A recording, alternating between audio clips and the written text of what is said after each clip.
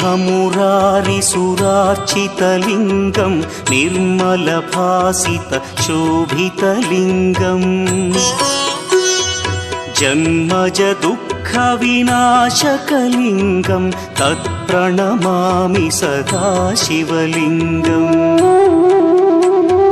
देवमुनिप्रवरार्चितलिङ्गं कामदहन करुणाकरलिङ्गम्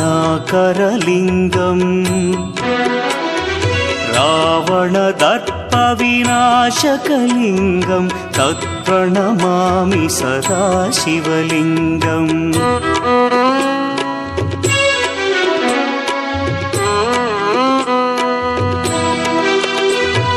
सर्वसुगन्धसुलेपितलिङ्गं बुद्धिविवर्धनकारणलिङ्गं सिद्धसुरासुरवन्द्यलिङ्गम्